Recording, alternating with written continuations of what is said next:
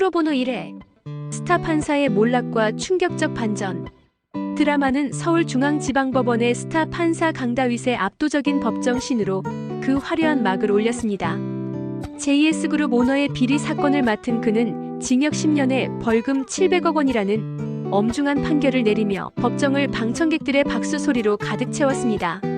언론과 대중은 그를 정의의 사도로 추앙했지만 카메라 밖에서의 그는 철저히 성공과 출세만을 좇는 야망가였습니다. 윗선에 대한 아부와 치밀한 인맥관리, 소위 정치질을 마다하지 않으며 오로지 더 높은 곳을 향해 달려가는 그의 이중적인 모습은 씁쓸한 현실의 단면을 보여주는 듯했습니다. 결국 그는 그토록 원하던 대법관 후보자 명단에 이름을 올리며 인생의 정점에 서게 되지만 이 화려한 성공이 곧 다가올 비극의 서막임을 짐작케 하는 연출은 극의 긴장감을 한껏 끌어올렸습니다. 개인적으로 정경호 배우가 보여준 냉철하면서도 속물적인 판사 연기는 캐릭터의 입체감을 더하며 몰입도를 극대화했다고 생각합니다. 인생 최고의 순간, 위기는 예고 없이 찾아왔습니다. 초등학교 동창이라며 접근해온 김주섭과의 만남은 강다윗의 인생을 송두리째 뒤흔들 치명적인 함정이었습니다. 고향 대표라며 순박하게 사인을 요청하던 그와 술잔을 기울인 후 다음날 아침 강다윗이 마주한 것은 자신의 차 트렁크에 실린 의문의 사과 박스였습니다. 그 안을 가득 채운 현금 뭉치를 보는 순간 대법관 후보자라는 영광의 자리는 순식간에 뇌물수수 혐의라는 나락의 구렁텅이로 변해버렸습니다. 아무도 없는 주차장에서 안 돼! 라고 절규하는 그의 모습은 성공을 위해 달려온 한 인간이 한순간에 무너져 내리는 공포와 절망을 적나라하게 보여주었습니다. 누군가 치밀하게 설계한 이 덫은 그가 쌓아올린 모든 것이 얼마나 위태로운 모래성이었는지를 보여주는 상징적인 사건이었습니다. 사태를 수습하기 위해 강다윗은 전공법을 택합니다. 법원장에게 사실을 이실직고하고 돈을 공익 기부하는 방식으로 위기를 돌파하려 했지만 상황은 그의 예상보다 훨씬 더 절망적이었습니다. 법원장이 내민 동영상 속에는 그가 김주섭에게 사과 박스를 건네받는 장면이 고스란히 담겨 있었고 설상가상으로 친구라 믿었던 김주섭의 정체가 지명수배 중인 상습 사기범 유재범이며 심지어 이미 사망한 인물이라는 충격적인 진실이 드러납니다. 죽은 자는 말이 없고 조작된 증거는 너무나 완벽했습니다. 내가 여기까지 어떻게 올라왔는데라며 울부짖는 강다윗의 절규는 보이지 않는 거대한 힘에 의해 철저히 유린당한 개인의 무력감을 보여주며 안타까움을 자아냈습니다. 결국 그는 판사직 사임은 물론 변호사 개업조차 불가능한 사회적 사형 선고를 받으며 완벽하게 몰락하고 맙니다. 모든 것을 잃고 절망에 빠진 그에게 뜻밖의 동아줄이 내려옵니다. 대한민국 1등 로펌 OM파트너스의 오정인 변호사가 영입 제안을 해온 것입니다. 알고 보니 그녀의 부친인 오규장 박사가 강다윗의 위기를 수습해준 숨은 조력자였습니다. 지푸라기라도 잡는 심정으로 로펌에 출근한 강다윗. 하지만 그가 배정받은 곳은 화려한 고층 사무실이 아닌 햇빛조차 잘 들지 않는 창고 같은 방, 바로 공익사건 전담팀이었습니다. 그곳에서 엉뚱한 매력의 박기쁨 변호사와 마주하며 나 다시 돌아갈래? 를 외치는 그의 모습은 험난한 앞날을 예고함과 동시에 진정한 변호사로 거듭날 그의 성장기를 기대하게 만드는 유쾌한 엔딩이었습니다. 속물 판사였던 그가 과연 진심으로 사회적 약자를 돕는 공익 변호사가 될 수 있을지 앞으로 펼쳐질 이야기가 더욱 궁금해집니다. 프로보노 2회 강다윗의 통쾌한 반격. 하루아침에 스타 판사에서 로펌의 천덕꾸러기 신세가 된 강다윗. OM파트너스 프로보노 팀이라는 유배지로 밀려난 그는 좌절하는 대신 냉철한 상황 판단을 선택합니다. 오정인 변호사를 찾아간 그는 프로보노 팀이 단순한 ESG 경영의 구색 맞추기가 아닌 로펌의 이미지 쇄신을 위한 필수 전략임을 역설하며 파격적인 제안을 던집니다. 바로 팀의 승률을 70%까지 끌어올릴 테니 그 대가로 자신을 다시 대법관 자리에 올려달라는 것이었죠. 자신의 야망을 위해 공익을 이용하려는 속물적인 모습이었지만 그 안에 담긴 절박함과 실력에 대한 자신감은 오정인의 마음을 움직이기에 충분했습니다. 우리는 무조건 이깁니다라고 선언하며 팀원들을 독려하는 그의 모습은 비록 시작은 불순했을지라도 그가 가진 능력만큼은 진짜임을 증명하며 앞으로 펼쳐질 활약에 대한 기대감을 고조시켰습니다. 강다윗의 첫 사건은 반려견 별이의 소유권 분쟁이었습니다. 상대는 검사장 출신 국회의원의 딸과 악연으로 얽힌 검사 출신 변호사 우명훈. 강다윗은 초반부터 정관예우와 유착 의혹을 제기하며 판사 회피 신청을 하는 등 공격적인 전략을 펼치지만 결정적인 증거 앞에 위기를 맞습니다. 유기견 센터 직원 지소연이 강아지의 목걸이를 고의로 버렸다는 목격자 진술이 나온 것입니다. 하지만 여기서 사건은 반전을 맞이합니다. 강다윗이 직접 체험해본 목걸이는 잔인한 고통을 주는 지진 방지 목걸이였고, 이는 원주인의 동물 학대 정황을 입증하는 결정적 단서가 됩니다. 지소연이 목걸이를 버린 것은 유기가 아닌 학대당하는 생명을 구하기 위한 구조 행위였던 것입니다. 승기를 잡은 강다윗은 과감하게 국민 참여 재판을 신청하며 판을 키웁니다. 재판의 클라이맥스는 강다윗이 법정 한복판에 강아지 별이를 증인으로 세우는 장면이었습니다. 원주인은 강아지를 보자마자 더럽다는 듯 기겁하며 피했고, 이 모습은 배심원들에게 그녀가 강아지를 사랑해서가 아니라 소유물로만 여긴다는 사실을 적나라하게 보여주었습니다. 진짜 당신 강아지가 맞습니까? 라는 강다윗의 날카로운 질문에 결국 원주인은 소송을 포기하고 도망치듯 법정을 빠져나갑니다. 현 주인인 애견 카페 부부가 딸을 잃은 슬픔을 별이를 통해 치유받았다는 사연이 더해지며 재판은 피고인들의 무죄로 마무리됩니다. 법리의 냉정함과 사람의 마음을 움직이는 감동을 동시에 잡은 강다윗다운 화려한 복귀 신고식이었습니다. 이회는 자신의 아니만 생각하던 속물, 강다윗이 약자의 편에 서서 정의를 실현하는 아이러니한 상황을 통해 묘한 카타르시스를 선사했습니다. 특히 동물의 고통을 직접 체험해보고 이를 변론에 활용하는 그의 집요함은 그가 왜 스타 판사였는지를 증명했습니다. 아직은 자신의 성공이 최우선인 그가 박기쁨 변호사를 비롯한 팀원들과 부대끼며 진정한 프로보노 공익을 위하여의 의미를 깨달아가는 과정이 이 드라마의 핵심 관전 포인트가 될 것입니다. 프로보노 3회. 하나님을 고소한 아이.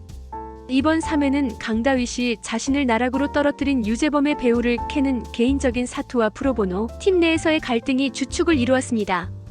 강다윗은 과거 자신의 사무관이 정보를 유출했다는 사실을 간파하고 뒷조사를 지시하며 재기를 위한 발판을 마련하려 합니다. 동시에 그는 대법관 자리로 돌아가기 위한 승률을 높이고자 돈이 되는 굵직한 국제특허 소송에만 관심을 보입니다. 이러한 그의 속물적인 태도는 공익사건의 진심인 팀원들과 마찰을 빚을 수밖에 없었습니다. 특히 그를 법조인의 롤모델로 삼았던 박기쁨 변호사는 강다윗의 사랑받고 자란 부잣집 딸이 약자 흉내를 낸다는 식의 비아냥에 큰 실망감을 느끼게 됩니다. 이처럼 성공만을 좇는 강다윗과 약자의 편에 서려는 박기쁨의 가치관 충돌은 팽팽한 긴장감을 형성하며 과연 두 사람이 진정한 팀으로 거듭날 수 있을지 궁금증을 자아냈습니다. 박기쁨이 강다윗을 성소수자 인권단체나 이주 노동자 현장으로 데리고 다니며 현실을 보여주려는 노력은 단순한 반항이 아닌 그를 변화시키려는 간절한 외침처럼 느껴졌습니다. 한편 오정인 대표와의 인터뷰를 통해 세간의 주목을 받게 된 프로보노 팀에 예상치 못한 의뢰인이 찾아옵니다. 바로 선천성 하반신 마비를 안고 태어난 어린아이 강훈이었습니다. 아이는 자신의 장애를 비관하며 나를 이렇게 태어나게 한 하나님을 고소하겠다는 충격적인 발언을 쏟아냅니다. 강다윗은 이를 현실성 없는 투정으로 치부하려 했지만 아이의 절박한 눈빛은 그의 내면 깊은 곳을 건드립니다. 결국 박기쁨은 아이의 어머니가 가출팸 생활 중 알코올 중독과 영양실조 상태였음에도 불구하고 제대로 된 검사나 조치를 취하지 않은 웅산병원을 상대로 소송을 제기하기로 결심합니다. 이는 단순한 의료과실을 넘어 한 생명이 짊어져야 할 고통의 무게를 묵인한 사회 시스템에 대한 도전이었습니다. 비록 강다윗은 희망 고문이라며 반대했지만 박기쁨의 진정성 있는 접근은 결국 팀 전체를 움직이는 동력이 되었습니다. 재판 과정에서 강다윗의 날카로운 통찰력이 빛을 발하기 시작했습니다. 의료기록 확보에 난항을 겪던 중 그는 웅산병원이 임신 중절 수술을 회피하고 무리하게 출산을 유도한 정황을 포착합니다. 건강보험위원장을 압박해 얻어낸 자료를 통해 그는 낙태 반대 운동의 최대 후원단체인 엘리엇의 실체가 바로 웅산병원임을 밝혀냅니다. 병원장의 그릇된 종교적 신념이 의학적 판단을 마비시켰고 위험한 산모의 상태를 알면서도 검사를 누락시킨 채 출산을 강행했다는 사실은 시청자들에게 큰 충격을 안겼습니다. 이는 생명 존중이라는 미명 아래 행해진 또 다른 형태의 폭력이자 아동 학대였습니다. 강다윗이 단순한 법리 해석을 넘어 사건의 본질을 꿰뚫고 거대 권력에 맞서는 모습은 그가 왜 스타 판사였는지를 증명하는 대목이었습니다. 1심 재판은 생명은 존엄함으로 태어난 것 자체가 손해가 될 수 없다는 논리로 기각되었지만 드라마는 여기서 멈추지 않았습니다. 패소 후 박기쁨의 초대로 방문한 베이커리에서 강다윗은 그녀의 부모님이 청각장애인이라는 사실을 알게 됩니다. 자신이 부잣집 딸이라며 비꼬았던 박기쁨이 사실은 누구보다 치열하게 편견과 싸워온 인물임을 깨닫고 부끄러움을 느끼는 강다윗의 모습은 이번 회차의 백미였습니다. 이 사건을 계기로 강다윗은 항소를 결심하고 병원장을 직접 고소하는 강수를 둡니다. 프로보노 3회는 편견에 갇혀있던 주인공이 타인의 고통을 진심으로 이해하고 공감하게 되는 성장의 과정을 설득력 있게 그려냈습니다. 승소보다 값진 인간적인 성숙을 보여준 강다윗과 박기쁨의 콤비 플레이가 앞으로 어떻게 펼쳐질지, 그리고 항소심에서 어떤 반전을 이끌어낼지 다음 회가 더욱 기다려집니다. 프로보노 4회 법정의 선 모성의 눈물. 이번 사회는 강다윗이 웅산병원 최웅산 회장을 상대로 대대적인 손해배상 소송을 선포하는 기자회견으로 강렬하게 시작되었습니다. 이는 단순한 소송을 넘어 여론전을 통해 거대 권력을 압박하려는 강다윗 특유의 공격적인 전략이었습니다. 바둑 신동으로 알려진 강훈이는 세간의 관심을 즐거워했지만 아이가 감당해야 할 시선을 걱정하는 박기쁨 변호사는 강하게 반발했습니다. 이기는 팀을 만들겠다며 냉정하게 선을 긋는 강다윗과 아이의 인권을 최우선으로 여기는 박기쁨 사이의 가치관 충돌은 극의 긴장감을 높였습니다. 한편 오정인 대표는 재벌 회장을 건드리는 강다윗의 행보에 우려를 표하며 그의 과거 뇌물 사건을 언급해 압박하고, 강다윗은 옥상에서 칼춤을 추며 스트레스를 푸는 박기쁨의 의외의 모습을 목격하며 묘한 동질감을 느끼기도 합니다. 항소심 재판은 예상대로 진흙탕 싸움으로 치달았습니다. 강다윗은 강훈이 겪는 장애의 고통을 증명하기 위해 현장 검증까지 강행하며 재판부를 압박했습니다. 이에 맞서 피고 측 대리인 우명우는 강훈의 친모인 정소민을 증인석에 세워 그녀의 불우한 가정 환경과 우울증 병력을 들추어내며 아이의 불행이 병원의 과실이 아닌 무책임한 산모 탓이라고 몰아세웠습니다. 아이를 낳은 것을 후회하냐는 잔인한 질문에 눈물로 부정하는 정소민의 모습은 법정 안을 숙연하게 만들었습니다. 재판의 압박감을 이기지 못한 정소민은 결국 극단적인 선택을 시도하지만 프로보노 팀의 철저한 대비 덕분에 강훈의 전화로 마음을 돌리게 됩니다. 이 과정은 승리를 위해 개인의 가장 아픈 상처까지 난도질해야 하는 법정의 비정함과 그럼에도 불구하고 삶을 포기하지 않으려는 모성애를 대비시키며 묵직한 울림을 주었습니다. 마침내 법정에 선 최웅산 회장은 자신의 종교적 신념을 내세우며 사과를 거부했습니다. 그때 강훈이 직접 나서서 회장에게 질문을 던지며 재판의 흐름을 바꿉니다. 놀랍게도 강훈과 최 회장은 온라인 바둑 게임을 통해 이미 교류하던 사이였습니다. 장애를 딛고 일어선 강훈의 총명함을 알아본 최 회장은 이렇게 똑똑한 아이가 태어난 것은 축복이라며 소송 취하를 종용합니다. 더 나아가 그는 강훈의 엄마를 자신의 양녀로 입양하여 두 사람에게 안락한 삶을 제공하겠다는 파격적인 제안을 던집니다. 이는 현실적인 고통 속에 있는 강훈 모자에게는 거절하기 힘든 유혹이었습니다. 한편 강다윗은 자신을 몰락시킨 배우가 옛 상사였던 신중석임을 눈치채며 또 다른 복수의 서막을 예고했습니다. 프로보노 사회는 장애를 가진 삶의 가치와 선택권, 그리고 자본의 논리가 충돌하는 복합적인 주제를 심도 있게 다루었습니다.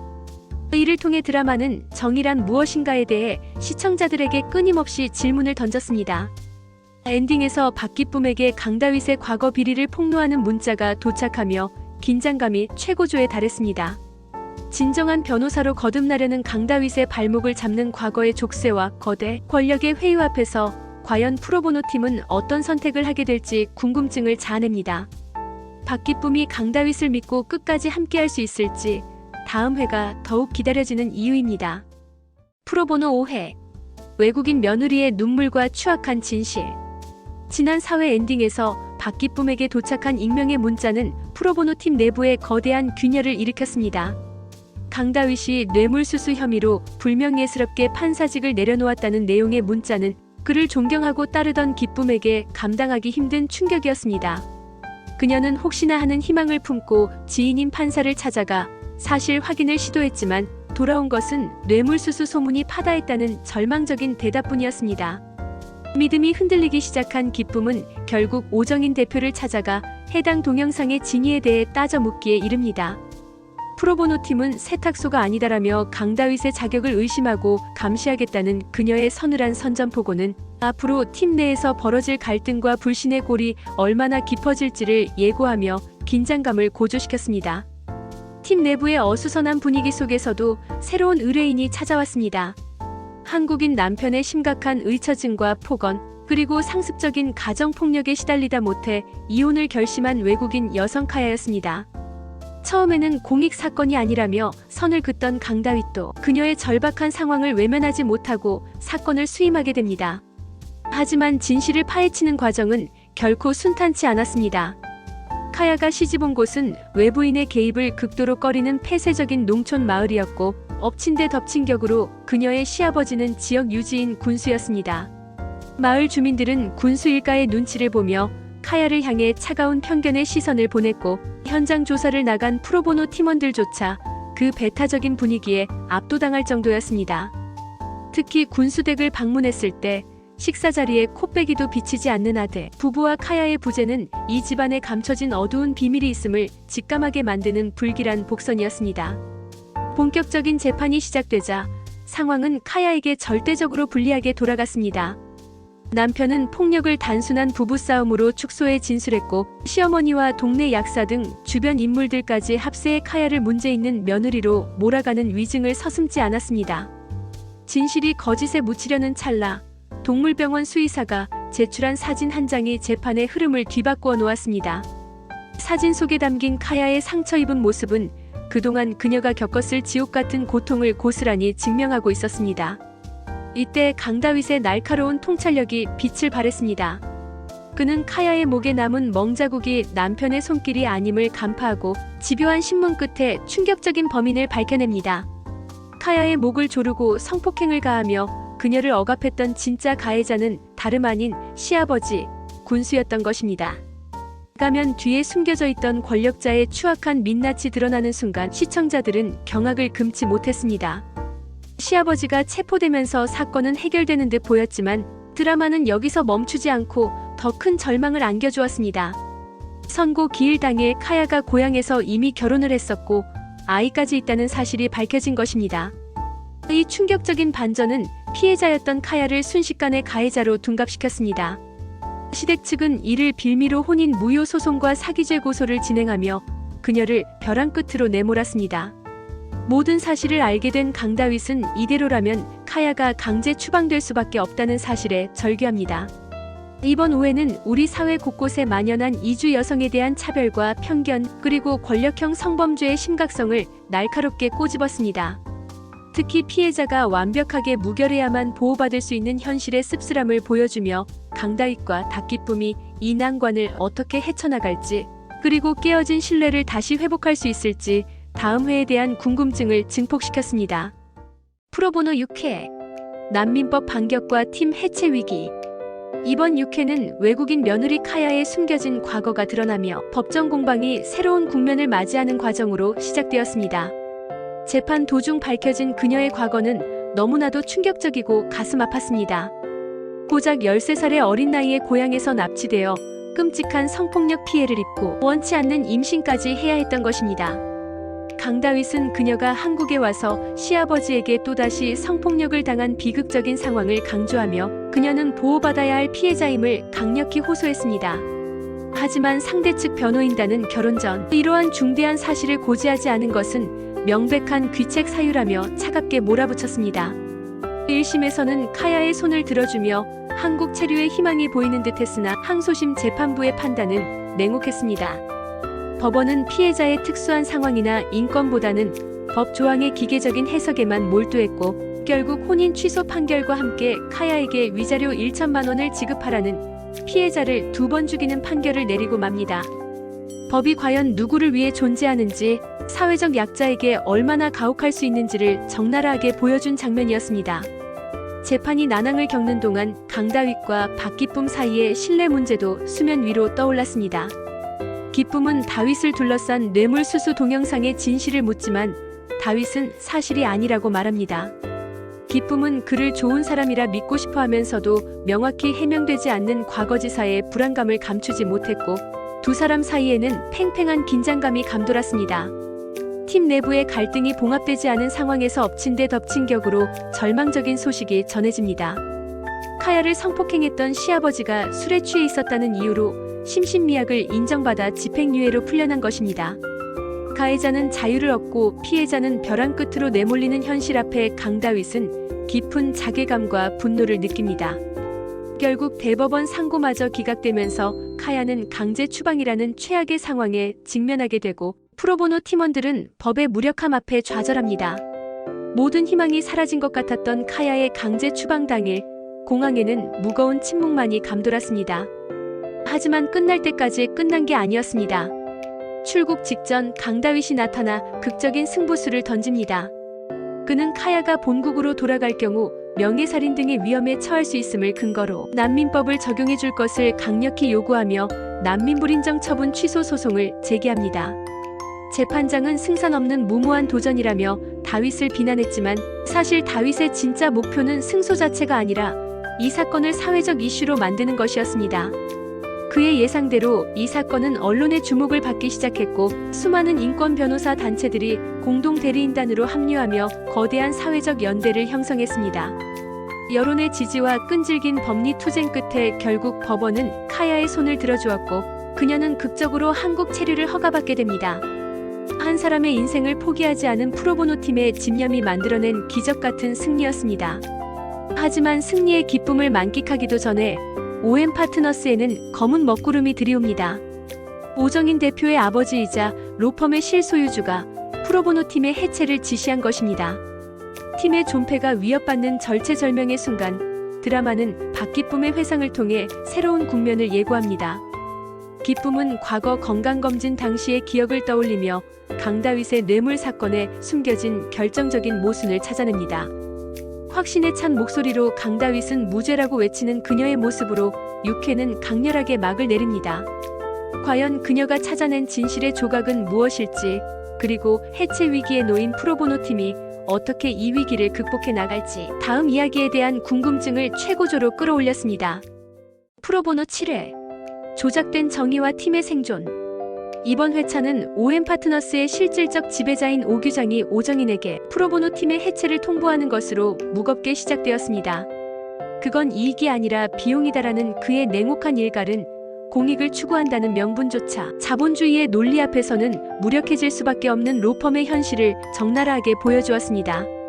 팀이 풍전등화의 위기에 놓인 가운데 박기쁨은 강다윗을 옥죄고 있는 뇌물수수 영상에서 결정적인 모순을 발견합니다.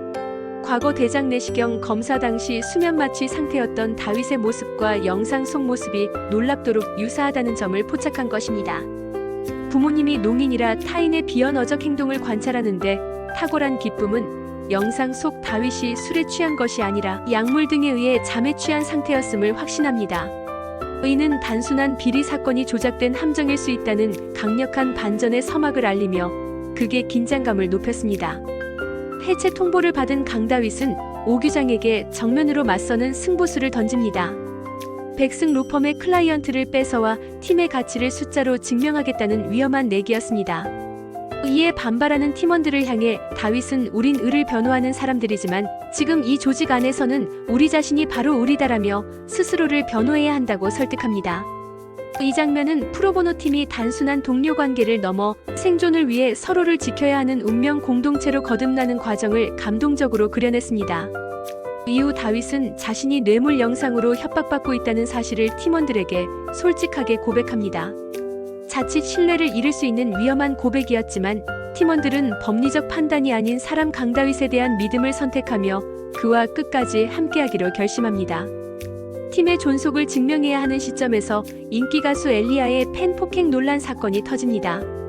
경쟁 로펌 백승이 엘리야를 철저히 상품으로 취급하며 여론 통제와 이미지 관리에만 급급했던 것과 달리 프로보노 팀은 사건의 본질을 파고들었습니다. 특히 엘리야의 팬이었던 유난히는 악성 댓글의 70% 이상이 특정 사이버 레카 채널과 동일한 IP에서 작성되었음을 밝혀내며 이 논란이 자연 발생한 것이 아니라 누군가에 의해 조직적으로 조작된 혐오임을 증명합니다.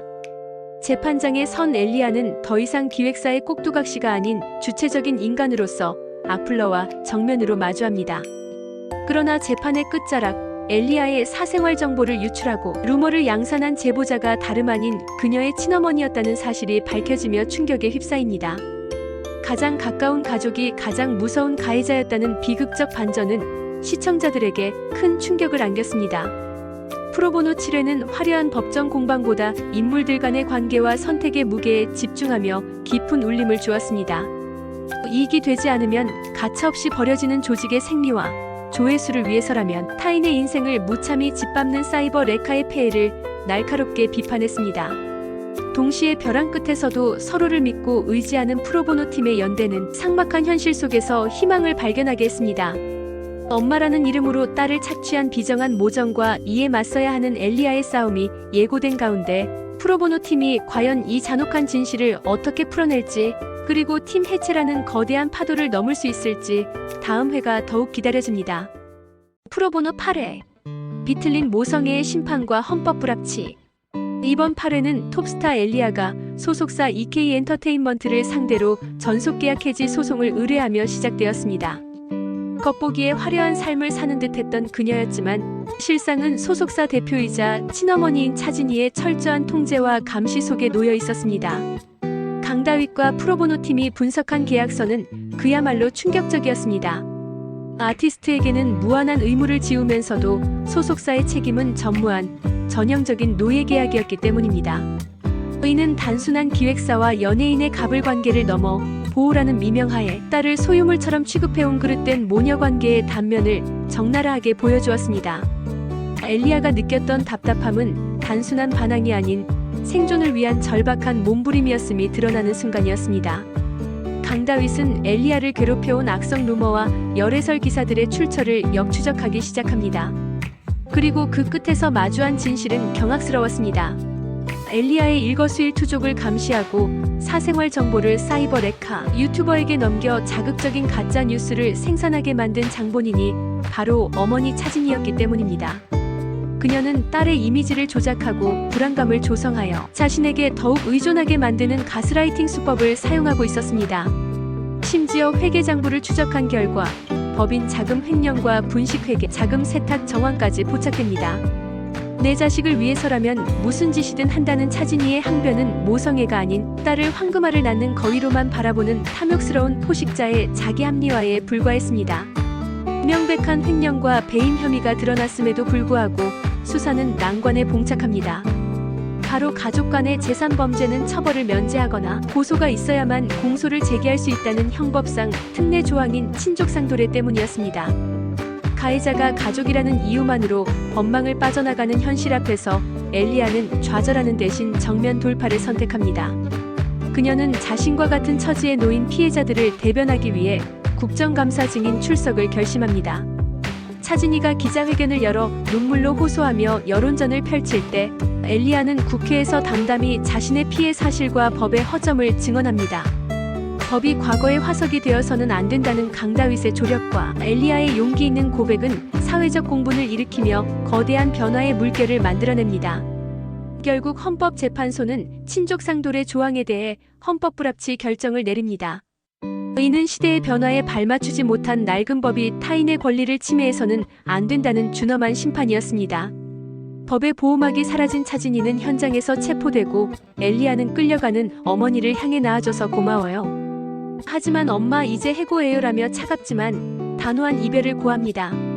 이 엔딩은 단순히 악역을 처단하는 카타르시스를 넘어 혈연이라는 굴레를 끊어내고 주체적인 삶을 되찾은 한 인간의 독립선언과도 같았습니다.